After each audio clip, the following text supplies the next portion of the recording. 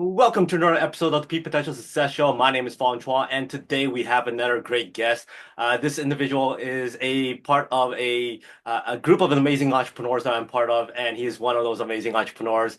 He comes highly recommended by a lot of people, mainly because of his relentless drive to succeed and want to get things done, which is not a trait that I can say for a lot of people, but this guy is absolutely amazing when it comes to that.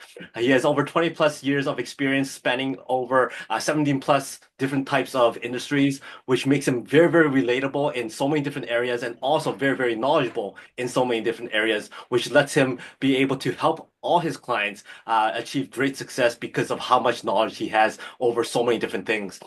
He empowers individuals and businesses to reach their potential and surpass their goals, helping them transform their challenges into achievements. And one of his missions in life is to really foster an economy of winners by helping businesses reach new heights of success. So please welcome author, coach, trainer, strategic innovator, and of course, a results-driven leader, Mr. Daniel Kingston. Thank you very much. Thanks for the invite this morning. Awesome. Well, thanks for being here, and good morning to you. I know you're way across on the other side of the world, and I highly appreciate you making the time.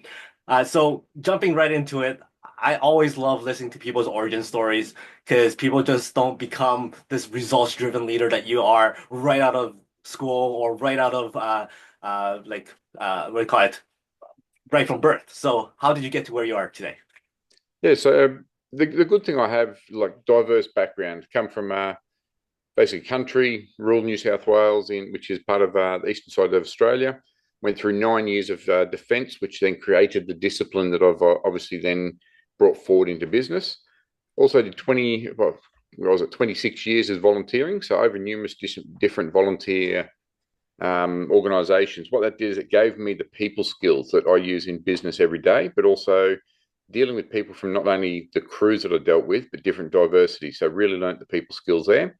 So 12 and a half years in law enforcement, which gave me the situational awareness and also double up with defense on discipline. So learning to do things on time and objective base and situational base movement, and looking obviously then into business. We're looking at over 15 years in business, where then I've learnt the number skills and to put all of those together, which brought me basically today where I'm in the entrepreneurism. That is awesome. Lots of people look at people's backgrounds and go, wow, they only spent a few years here, a few years there, changed here, changed there. They start questioning why there's so many different things. But in your scenario, being able to be in so many different industries, volunteer organizations, and businesses really gave you a one up on your competitors because it really gave you so much different backgrounds and knowledge and wisdom to be able to help so many different people that most people can't do. Yes, and those skills are very transferable from industry to industry. And this is where I've been questioned a number of times, how come I've jumped from place to place? But when you look at my background, it's not 3 months here, 2 months here. As when you are looking at HR and looking at hiring, someone who jumps around is a risk when it comes to business. However, when you're looking at the diversity of skills, where it's your people skills and they're all long-term positions, you start to learn to change those skills from industry to industry. So in that case, a very strong, very good way of overcoming adverse situations and ways of looking at dealing with situations that are outside the box. Yeah, lots of people out there who are afraid to jump from one job to entrepreneurship or from one job to another job. They're like, you know what? I spent so much time here. Why do I waste all this time on this thing and jump into entrepreneurship? But most people don't understand is that the skill sets that you've gotten from all those years working here really helps you in other areas, which you alluded to, talking about the numbers aspects, the people aspects, and all that kind of stuff really transferred very well. Now, in your case, when it comes to volunteering, you mentioned that lots of people don't understand the benefits of volunteering, and hence the first thing they say is, "Oh yeah, I don't have time. Oh yeah, I don't have time."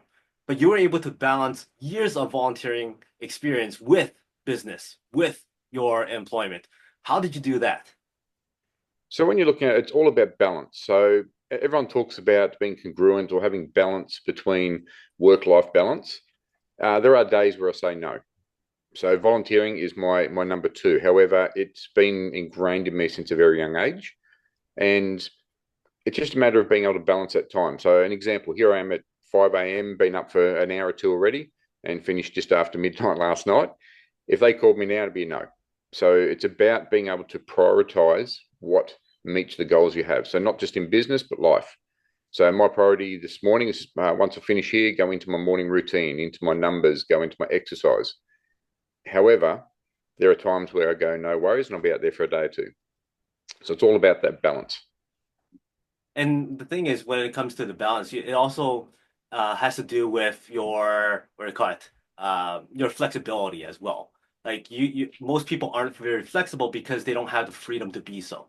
How did you build your business and all the other stuff that you have going on to the point where you're able to be flexible enough to say yes to certain things? Again, it comes back to your life goals and your mindset on things. So volunteering for some people, it's a no. People just go no. When you're looking at building the life you want or building what you're after, the life by design process is to have the mindset of what you want, know where your goals are.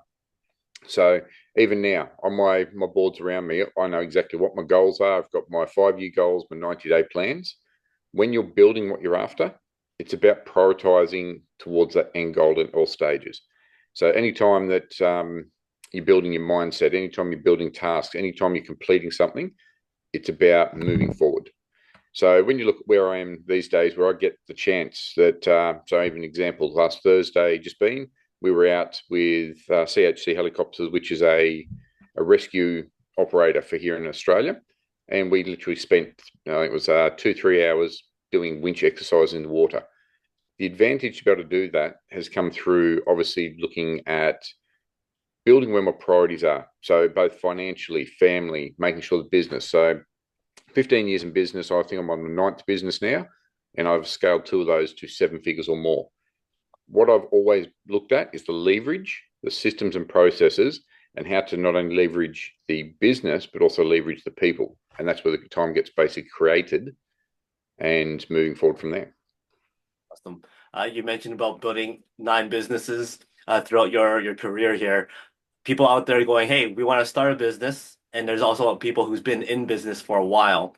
And I've known you work with both areas. You work with startups and you've worked with people who's been in business for a while. What are some of the common challenges that both groups face for a startup and for those who's been in for a while but kind of stagnant at a time? Probably one of the biggest things is mindset. So it doesn't matter where you are in your journey, whether you're starting, whether you're leaving employment, whether you've been in business for 15 years and you've got multiple businesses. The mindset has always been the key point in success. So if you're transitioning from employment into business, it's going to be quite a scary time or stepping into an unknown, especially when you haven't got the business acumen, when you haven't got the knowledge, the support, or anything you need at that base level. Now, one of the big things is a lot of people go, yep, coaching. So the industry of coaching is absolutely full of cowboys, a lot of people that don't have the experience or the coachability to be able to do it. However, having the right coaching amongst that, it means that you're going to succeed faster, get over the challenges faster, and allows you the diversity. However, if you've been in business, we'll say 15, 20 years, they then get into a different mindset of, I've been in long enough, I already know. However, having the right support, the right resources allows you then accelerate further past that. And that's probably one of the questions we've had in our circle in the last couple of weeks is why do some people have all the information but don't succeed? That comes around to the next one is fear. So mindset and your fear are probably the 2 biggest. So we go through a process which is mindset, strategy, action, result. Developing the mindset for where you are on that ladder of your experience, looking at the strategy that you need to go the next step to reach towards your goals, and then you've got your action and your results. So I'd say mindset would definitely be the key, followed by later. You mentioned coaching, and I totally agree. Coaching is one of those things that's so important, especially when you're learning and getting advice from somebody who's been there, who's done that, and also are currently doing what they're saying they're doing. How does one find the right one for them? Some people go out there and goes, well, I think this person's the right one, but man, it makes me feel like crap all the time. And then they find somebody else who makes them feel better and kind of pushes them just a little bit. And some of people go, you know what? I've been working with this person a lot, and it's not working. Whether it's because they're not implementing stuff or they just don't give it enough time for it to work. How do you know that that coach is right for you or right for somebody else? So the big thing is your coach is not there to be liked. And a lot of people go out and they hire a coach because they like it. Like, so we're obviously in the same circle, and I'll give credit where credit's due. JT Fox is brutal in his coaching, but he's honest and he gives you the, like, as much as he batters you down, he'll give you the rebuild afterwards. So going through multiple coaches throughout my career, one of the big things I've learned is the coach is not there to be liked. They're there to push you past the barriers that you can't get yourself past. But they should also be giving you the resources and the strategy or tactics to get over that. It's not just a matter of battering someone and then not rebuilding. At the same time, there's a lot of coaches that are very, very good at what they do, but they don't get the results. And the big thing around it will be the results. If you're going to go and use a new coach, have a look at the results, what they've done, what their circle's done, who they're hanging with. So the biggest one, if you're looking at taking on someone in the coaching, is not just to go for the biggest, flashiest, fanciest. So without mentioning names, my previous coach that gets battered quite heavily by JT as the clown here in Australia, very, very good in advertising, yet the results we got were not conducive to where we're going. In 12 months, we had very little results. Yet someone like JT, as an example, very, very harsh in the way he deals, but I've had more results in 3 to 6 months than I did in 12 plus years. 12 plus months with the other coach. So the big thing is look at the research. Go to most of your coaches, if they're a decent coach, will have free events. Go and start absorbing that information. Have a look at what they're doing, how they're doing it. Go and do the research. However, don't go and hire someone just because you like them. You want to find the biggest, baddest, ugliest coach you could find that's going to hold you accountable and basically going to push you past those limits and into those uncomfort zones, because that's where the advance is going to happen. When you're uncomfortable, you're in the zones where you don't want to be. That's where you're going to develop that mindset to move forward. I guess one of those compliments that coaches get is like, I hate you. I don't like looking at you. I don't like listening to anything you say, but man, it works. That's it. It's all about that results. When you look at coaching doesn't matter what industry they've come from.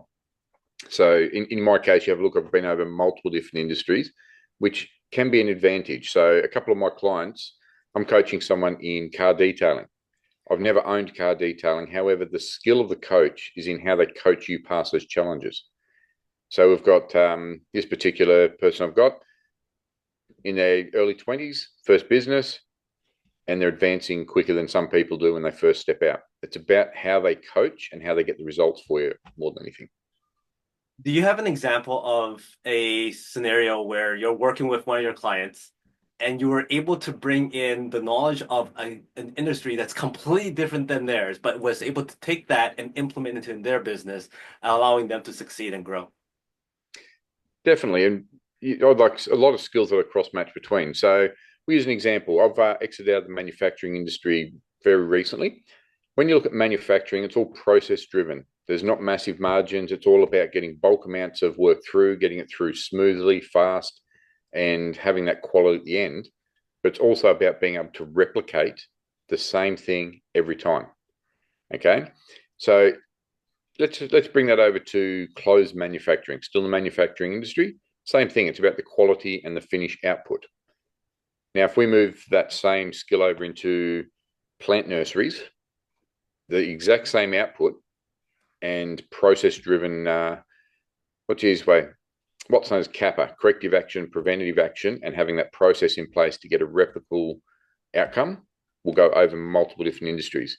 You could move even the skill just as simple as a process, procedure, or a system from every single one of them. So even in the coaching industry, the exact same principle is used, and that's where the real skill is in the coaching. Oh, that is incredible. What is one thing that you were doing that you did not know was hindering your success? That a coach came in and goes, "Hey, change this, fix that, and you'll see big differences." Oh, It could that's be a very long list. like it could be something that you already kind of knew, but it wasn't until that individual said that you go, oh, "Okay, I get it now." Yeah, that's a very long list when you look at it. But Like you don't know what you don't know, and that's why coaches are there. So probably one of the biggest things for me was saying yes. And even when I was down in the junior ranks and starting in business, I had things like open door policy. If you've got an issue, come and see me. But what was happening is I was starting to trade my time for my advancement. So the open door policy disappeared. So if you wanted to come and see me, I had 3 blocks through the day. They're the only times you come in. Even down to, oh, can you help me with this? Most people come to me now. It's like, okay, you've come to me with a challenge, 131. Give me a one problem, 3 solutions, your one recommended issue or solution. And being able to put tactics as simple as that into place, I stopped saying yes. I started getting more advancement. I actually started to get back more time, which in time allowed me to get 3, 4 times as much done per day. That is great. And I like that example about the 131, where you're actually empowering your people to do some thinking of their own. And when you're able to empower Definitely. them to do so, it actually showcases that, you know what, you can come up with solutions. You can make decisions on your own. Just, run some of them by me or kind of bounce ideas off of each other. But it lets them kind of think on their own without having to go, oh, no, problem, let's go talk to them. Oh, problem, let's go talk to them. That's it. It's about developing that solutions based mindset. So, two of the things your solution based mindset or a growth mindset, and looking at continuous improvement are two things that I foster in all of my teams. Now, if you're a team member looking to advance up, that's one of the best skills you can have is being a problem solver.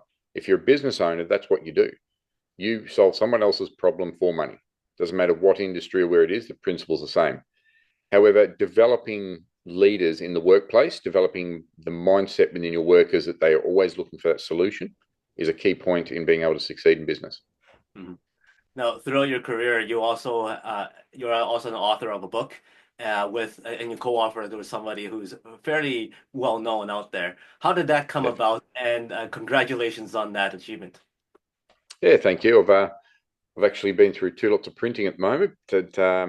Yeah, so Brian Tracy, very very commonly known for Eat That Frog, was one of his most common. And I basically met a couple of people within one of the industry events that I went to, and they had 22,500 people that actually applied to go into it. And they approached me and said, look, would you be interested? Obviously, a very strong background in team building.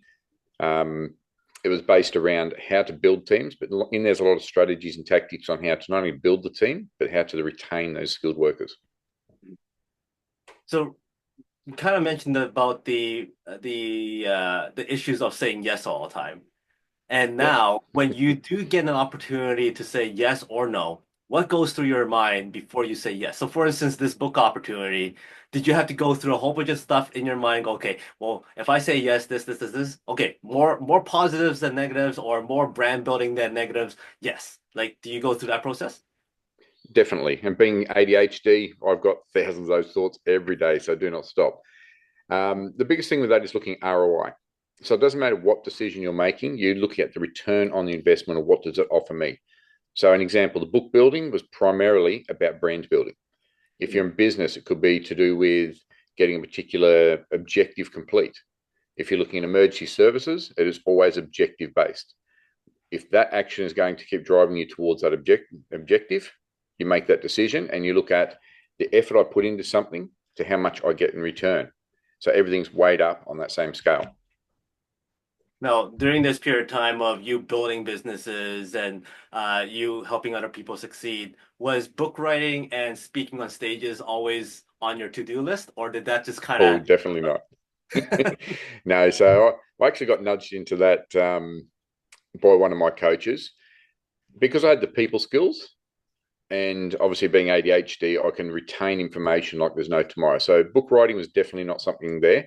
It was an opportunity that came up, and I got nudged by my coach at the time. Went take that opportunity, and again, weighing up that ROI was the biggest thing there. So, even with the speaking, the big part of that and what I do now, excuse me, exiting from where I have, is to reach as many people as I can to make that difference. So it's about being able to lead with that confidence and inspire other people to do it. So hence the reason I went into the speaking, because it's a complete different industry, but allows me to then not only work on what I'm doing towards my goal, but also get the impact on the people that I'm looking at over time. for somebody like yourself who has so much experience speaking, working with teams, building individuals, was doing speaking on stage a big transition for you? Was there any like big learning curves for you, or was that just, easy? Yeah, so the transition was reasonably easy. So when you look at firefighting, I'd come from doing briefings with hundreds of firefighters. So an example was in Victoria with the I think they call it now the Black Saturday and Black Fridays and that the big fires I had there in a number of years. So to walk out and have that command factor in front of a crowd was not an issue. So I was used to going out a little bit different. If you went to something like law enforcement or onto an emergency scene, that command factor was there. However, speaking is slightly different where you've got to have impact and maintain not only the interest, but the attention for duration.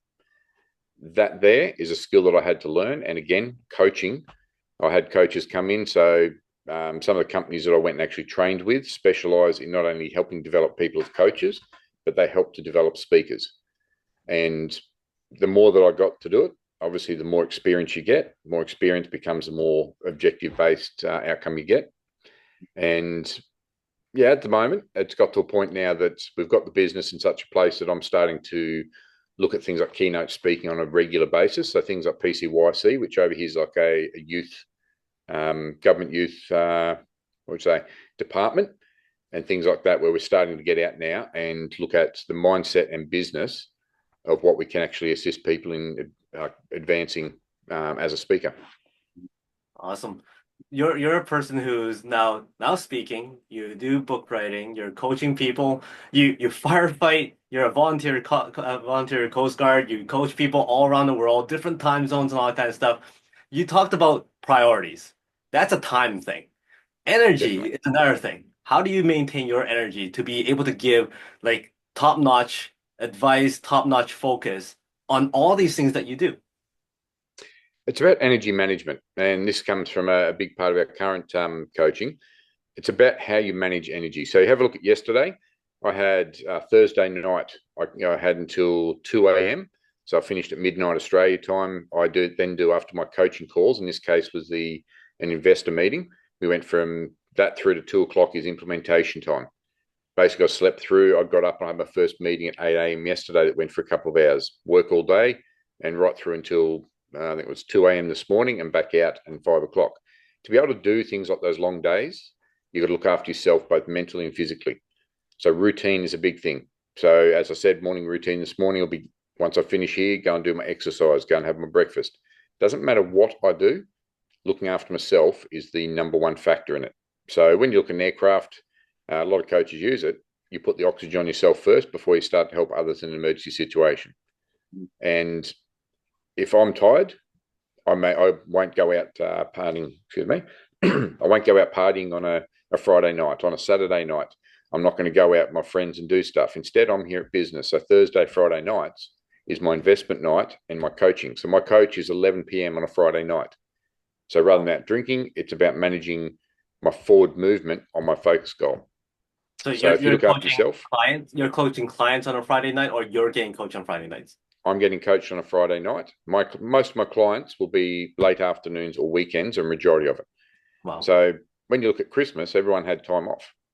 We worked right over Christmas. So my wife and I, we did not stop over there. We had about 2 or 3 days. However, you've also got to look at your mental state of how you can sustain it over time. So every fourth week for me is a Coast Guard week. And it's Wow. booked in on my calendar because that's my mental break from doing what I do on a daily basis. Every third weekend is a compulsory weekend off. And what it is, if I get to that weekend, my weekend off is not necessarily go out drinking or go partying or sit down and do absolutely nothing. It might be just a stop and read a book. And as you can probably see by the bookcase in the background, I've got another off to the side. Literally, my day off will be reading, obtaining information, sitting down, but it's a stop point of where it doesn't matter how tired, how flat out, that's a compulsory point. Managing that energy and managing yourself and how you do it is your biggest case for that. I love how you said that your mental stop is volunteering as a Coast Guard. So during your mental stop, you're still adding great value to people and the community. So like highly respecting that aspect of what you do. So thank you very much for that. Now, when it comes to success, what would you like the success of being able to get things done? You're known as somebody who's relentless. You're known as somebody who keeps on going. When things are tough, how do you ensure that you get over those humps and become successful? Every person's definition of success is going to be different. So you might have someone who's chasing money, you might have someone who's chasing influence, you might have someone who just wants to make a difference.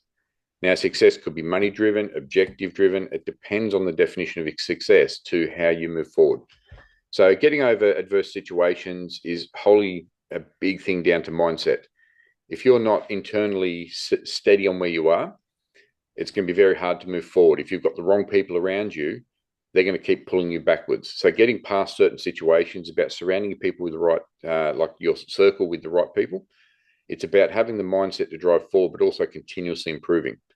So when you start to look at an example, we use a car accident as a firing. To get over a situation like that, there's the mental and emotional battering that you cop from being in that sort of situation. Business is not much different. When you've got to be there day after day after day, you watch your numbers go down and down and down, yet other days they come up. And employees wouldn't necessarily understand it. Most business owners, when your employees don't do a job or reach a task, and go, it's not my problem. When you look at battering every day like that, it's about maintaining that mental composure and being able to actually keep moving forward. How you look after that mentality is a lot to do with how you do day-to-day tasks, how you do daily routines. So you get some business owners who'll be absolutely flat out every day, and overcoming those challenges is the number one thing they're doing.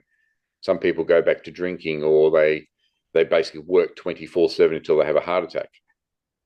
The big thing with that one is to make sure that your mindset is developed both through knowledge, excuse me, and through mental health maintenance, we'll say, to actually keep moving that forward.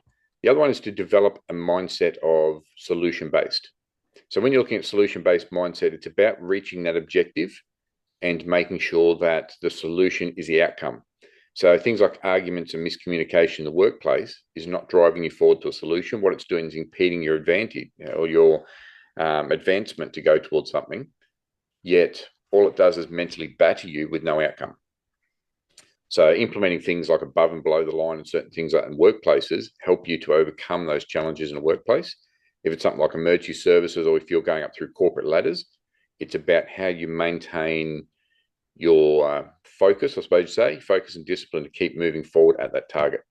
So some of the things that I do is like the compulsory. Every 3 weeks, I have a compulsory weekend that is a stop weekend. That's one of the ways of being able to overcome day-to-day challenges. So anyone who's in business, it's not a marathon. It's not a sprint. It's a marathon. You're going to be doing this for a long time. Okay, to do a 60, 70-hour week in business is normal. So when you look at it, 60 or 70 hours, I've done hours up to 120 hours in a week. By the end of it, you just want to go home and sleep. But it's about doing that same thing every day. And things like routines are a big one. Things about having structured days, structured ways you do things, mental health management, all of those are big parts of being able to overcome those boundaries. Very, very well said. What's the moving forward? What's the next big thing for you? What are you looking for? What is your ideal group of people? So my biggest thing at the moment is I've been burnt by a few people quite harshly. I've had everything from employees to business partners. So I did a big clean out of people around me, which is one of the things that I do on a periodic occasion, of looking who's around me, who's basically equal or better than what I am, and who's actually having an input into what I'm doing to reach my solution based or my objectives. So one of the big things I'm doing at the moment is I'm starting to build relationships. Being ADHD, I'm shocking at maintaining them. So one of the skills I've had to develop is maintaining those relationships. So as I move from there, I'm looking into the merger and acquisition. So I'm now starting to play in a bigger game. I'm starting to get in bigger tables. So even yesterday, sitting down with Hugh Hilton, we sat down and had a good discussion in relation to why some people don't move forward. So JT Fox is being coached. We got the advantage of being able to sit in on his coaching call with him. So the big thing at the moment is building those relationships, building a more successful network. So anyone gets a chance, you can have a look at the website. You'll see that I've been next to a lot of A-listed people there. It's not only about being into those tables, but learning what they do to make themselves better. You mentioned relationships and you mentioned the challenges that you have about maintaining them. How are you maintaining them? How do you make sure that you don't lose a relationship here and there just because it's kind of in the background? It's yeah. So I've had to, being like I said, ADHD. I skip around, I move around, and I can be jumping back and forwards. So I've got a couple of times where I'll intentionally put in my calendar that every 2 to 3 weeks, it'll go, here's a number of people. If I've caught up with someone, I'll actually put in a reminder and say, call this person in 3, 4 weeks, whatever it may be. Or if I've got something that I can add value to a circle, I'll basically keep those people front of mind. The only way I keep them front of mind is continuous contact. So you look at Facebook Messenger as an example. I'm on there quite regularly, just trying to maintain those relationships. There are people that slip through the cracks, and when you realize they have, pick that relationship back up. And again, have a look at the return on your investment of what is that relational capital? What do they offer me? What do I offer them? Very well said. Last formal question for you, and that is one message that you would like to share with everybody for people to remember you for. What would that be? Oh, there's a lot of things on that one. Probably the big thing is just be ruthless. It's about having the discipline to not only get over those barriers, and it's not about being able to be thrown at the wall time after time after time. Failure is a lesson. And the more times you get thrown at that wall, you're going to get back up. The advantage is not being able to hit that wall and take an absolute punishment. It's about being able to get back up and to recover faster. And a lot of people don't understand that when they're looking at going into business, or people have been in business for a while. It's about that recovery, both mentally and physically, of how you manage to get up and do it again. And if you're going to put into one message, if you're looking at lead with purpose and inspire with impact, you want to try and impact both your teams, your circles, your family. Actually have that inspiration, have that drive and that discipline to get back up every time, go again. Great words to live by. Thank you very much for that. Before I let you go, got 5 quick rapid fire questions. Give me the first thing that comes to mind. You're stranded on the deserted island. One food to eat for the rest of your life, no consequence. You still be in shape. So say that one again. One food to eat for the rest of your life, no consequence. Fruit. You're on a road trip for hours on end. You get to listen to one song over and over and over again on repeat. Which one would that be? I'm ADHD. That would drive the hell out of me. One song over and over again. I'd probably say Surfing with the Aliens, Joe Satriani. Nice choice. If Hollywood calls and goes, hey, we would love to do a biopic of you. Who would you cast to play you? Have no idea on that one, to tell you the truth. Awesome. That's fine. I'd probably play myself in that case because no one can do it like I can. Well, you're playing yourself. The director comes over to discuss the manuscript and all that kind of stuff, and he's hungry. And you go, hey, no worries, I'm gonna cook you something nice. Come over here. What's that special dish that you could prepare? Oh, honey chicken. So I did lots of years as a chef in kitchens, and I can tell you, honey chicken, I'll eat it every day of the week. How come I'm not surprised that you've been a chef too? I mean, like you've done everything. Yes. So Give me and the big thing is I don't do one thing at a time. As you can see by the background, I'm doing 3, 4 things at a time. That's the key. Diversity is the key for it. Wow. So multitasking is not a myth. It's actually something that you can master. Yeah, it's not so much multitasking. To do multiple things at once, you can't do. It's the ability to be able to switch rapidly between things and be able to sustain where you're at on each point.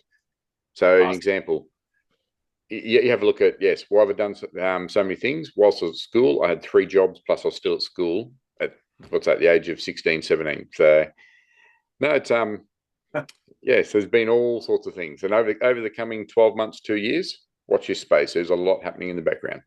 Awesome. Those kids who come up and goes, oh, I got 5 courses. It's like, ah, boo-hoo. Yes, Uh, welcome to the reality check when you leave school. exactly. Give me a number from 1 to 5. 3. 1, 2, 3. So the word is mermaids. If you were to use the word mermaids as a metaphor for success, how is success like mermaids? Everyone thinks success is a myth. So everyone goes, nope, success is a myth. However, if you're in the right place at the right time, anything's possible. Nicely done. So that's how success is like mermaids. In your world, I guess we'll eventually see a mermaid sometime, as long as we're in the right place and the right time. Thank That's you very it. much for your time, your wisdom, and recommendations and advice that you've given. Any final words from you, and also what's the best way for people to get in touch with you? So best way to get in touch with me, so danielkingstonofficial.com. Go through my website that's having a few updates at the moment, generally some contact through that direction. Um, Advice, just do it. A lot of people don't let the fear stop you. And I've got a big saying that runs across the top of my thing here, which is just fucking do it. The simple fact is don't be scared. Learn, educate, move forward, and get the right support around you. Awesome. Great way to end it.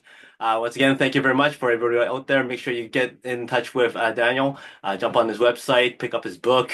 Lots of great content there. And if he's the right person for you, I'm pretty sure he will be because he has so many different, so much knowledge and so many different things that he is a great fit for a lot of people out there. So once again, thank you very much. He's Daniel. My name's Fong. Until next time, today is the day to lock your peak potential. We'll see you later.